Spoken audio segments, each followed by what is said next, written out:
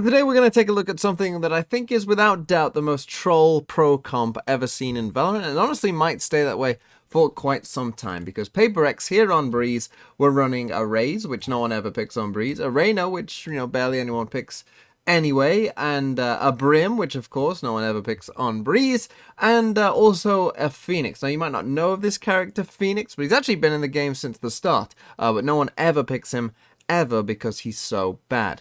And yeah, they picked this triple duelist on Breeze. Now, for those of you wondering, they didn't have anything to play for in this game. They had actually already topped their group, and they were 6-0. There was no way they couldn't finish top of their group even if they lost this game. So they literally had nothing to play for, and the team they're playing against actually hadn't won a game either. So let's just take a look. And obviously PaperX, they were just messing around and having some fun in this game. Obviously we've got like Benkai, who normally plays like Sentinels on Phoenix, and they were just messing around.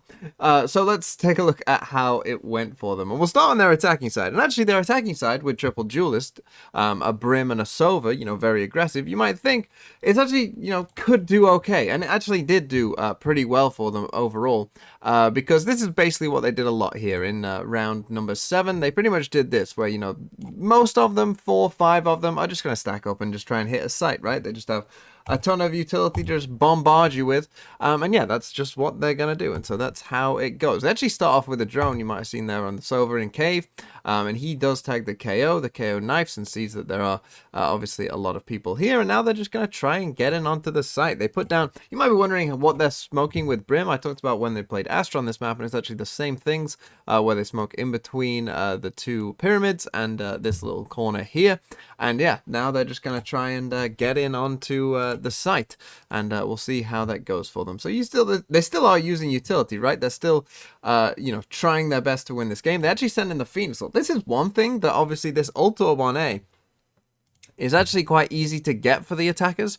So Benkai was kind of farming this ult orb a lot, and getting a lot of ults on Phoenix, which is a pretty good ult overall. I know the character isn't great, but he does have a good ult, and so they were using that a lot. Here it dies, but actually this chamber trap goes off. It was over here, but it goes off all the way over there as he was running in. But now what they're going to do is actually going to Brim ult over here as well, and they start spamming at this jet, and the jet just gets caught enough to actually die. But then this is the thing that I think about PaperX is it doesn't matter what comp you play, right? Because they still have their very distinct style of how they want to play, and they very much stick to it. And PaperX's like speed of thought is much quicker than anyone else's, and we're going to see that here because we have this Viper on the flank, as you might, because they don't have a Sentinel, so there's no way that they know this Viper's on the flank. But they're going to make the decision to turn around here and kill this Viper as they do. So they turn around, they kill this Viper, and now actually Mindfreak on Reyna, he's going to find a kill lurking up mid, and then straight away, as soon as they get these kills, it's very quickly back to a everyone starts running back. Devi gets that kill there on the Sova, and now they're in, right? And another issue that PaperX don't have is that because everyone likes to be so aggressive, particularly in this game, they never have a problem of someone staying back while someone's going forward, because they're all just pressing W and they're all just going forward. And now let's come to the very next round, and let's focus on our Phoenix and Benkai for a second, shall we? Because he's going to put down this wall in mid. It probably doesn't go as far as he was perhaps hoping. I'm sure he probably hoped that it was going to cover this as well, but as I said, the agent isn't that great, but it gives him just enough room to push up here, and he finds a Sova, and he wins that first duel. But what's about to happen now is he gets revealed by the recon dart, but he sends in a Phoenix flash and gets a kill. When was the last time you saw someone do that in a pro game? It's been quite some time since I've seen someone throw a flash and get a kill with a Phoenix flash. But actually what they're doing elsewhere is they're actually coming in to B here. You can see you've got Jing running up mid nice and early. They're sending in the Sova drone. They've got this Sova dart here as well. This Viper is actually tucked into this corner, but they're well aware that that could be the case as well, because as they actually come in onto this site, the Viper eventually, is going to come out of their little hidey hole, as we see Benkai die there from mid, and but they're more than ready for it, and Devi gets that kill as well, and then we're going to get a trade here with Mindfreak. But the thing is as well, Jing just hasn't stopped pressing W. We saw him up in mid there. He just literally kept pressing W, and he catches the last player on the rotate as well, and they end up winning that round again. This game was just full W gaming. And now let's come to round 10, where we're going to see something quite funny indeed, the classic bronze play, and that is to go for the triple line smokes on the Brim. So you can see there we just have all of Brim's smokes used just in a big line here so that you can just run up in here, get in onto the site nice and early, and then, you know, go from wherever you want to do. And I don't think I've ever seen this in a pro game. I don't think you will ever see this again in a pro game, but here it is. And yeah, it actually doesn't go great for them because Jing gets seen there and the TP comes out, but the rest of them do manage to get in onto the site. And then Forsaken spots with the drone. Again, he was droning, even though, you know, Forsaken, normally the duelist. He just goes running up, he finds one. Of course, he doesn't stop. Goes in, finds another one, but actually dies. Then we're going to see Mindfreak miss that shot initially, but then hit that one.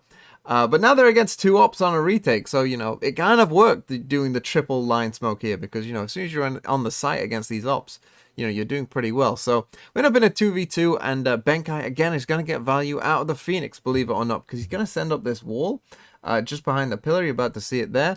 And it just creates some confusion, and he's able to just peek out behind that wall, eventually find the chamber, and find that kill there. And then they are going to find the jet as well. Again, just good map knowledge coming into this little weird angle on top of that wall, and then they find the last kill as well. But whilst it was quite easy on their attacking side, I'm sure, as most of you can probably figure out, playing the triple duelist no sentinel, it didn't go as well on the defensive side for them. And this is a little example of that, because actually they won the pistol, so they're actually just against a bunch of classics and marshals. But this one, yeah, is just not gonna go that great because obviously they just don't have much control of different areas of the map. Jing gets tagged there. That's actually going to be coming in pretty big.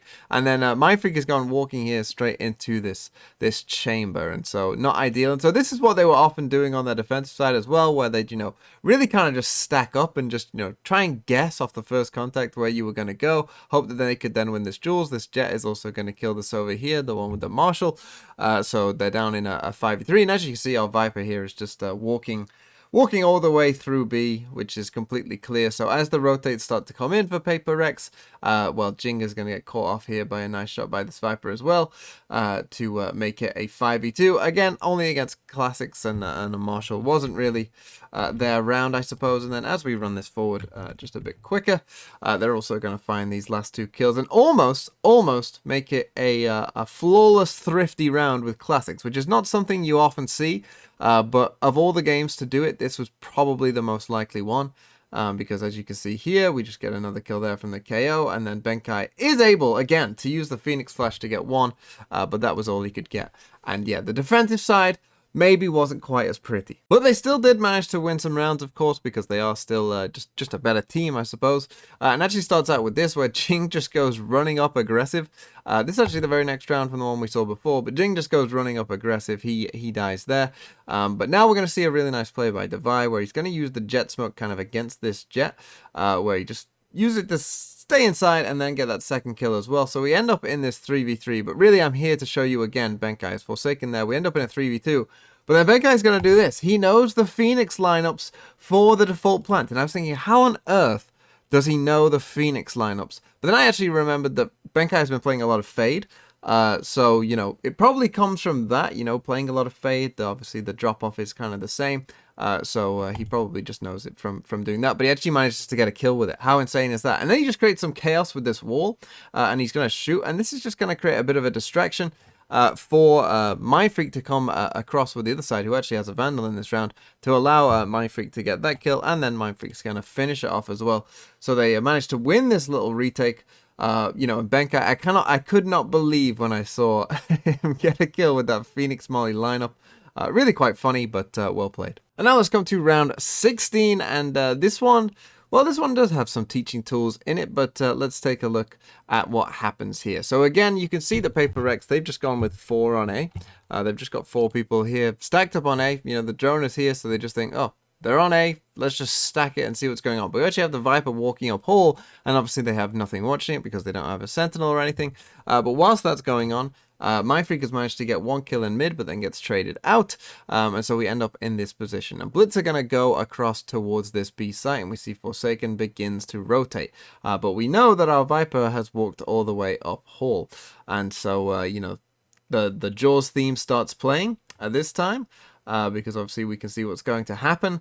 But at this instance, the Viper panics and tries that shot when really there was no need to. And I think this is really a teaching tool for you, that if you find yourself in that position, don't panic. You know, they probably aren't going to turn around. You'll be able to get have that trigger discipline and you'll be fine. But again, we're going to see more Phoenix utility. Weirdly, Benkai found quite a bit of use from it, because look at this. He puts up this wall and then he's going to flash through it. And this Jet with the op is going to, be completely blind and then get die actually from Jing coming from main here. So really nice. And then we're just going to get Jing doing what Jing does best, which is just satchel into someone and kill them. And they managed to win this round as well. And then let's come to the very last round here of the game, where it's 12-8 around 21. And again, we're going to see the same thing for Paper X. They got 4 towards this A site. They have Mind Freak actually sitting here in hall this time. They kind of learnt from their previous mistakes, to have someone watch it. And they're going to leave Benkai on his lonesome there towards that B site. And, well, Benkai's going to go pretty huge from his little position on the wall at the back site there. As we see the drone coming to A. He's going to use this wall just to peek around the tower and find the Viper completely unawares there. Obviously, this is the thing with the way that they were playing, right? That often Blitz could walk into positions like with no one being there. So, when there was someone there, they could be caught off guard by it. And then Benkai is actually going to manage to win the second fight as well. And now we end up in a 5v3. And look at the value of this Molly and healing like all of 18 health. They do actually manage to get a kill on Forsaken. These last 3 players are going to come up towards mid for Blitz. But because they'd got this kill here, Devi gets himself into a really nice little position right here. And obviously they don't expect that at all. And so he gets 1. He's actually going to get the second as well. And then he sees the Jet, who tries to shorty him. And he's going to end the game here with a knife kill to end it. So, yeah, that was Paper X playing and winning, I should say, with probably the worst comp you'll ever see in pro play. But there it is, and they managed to make it work. And if any team was going to make it work, it probably would be Paper X, because, they just know how to play, right? They play to their style no matter what their comp is, and they make it work.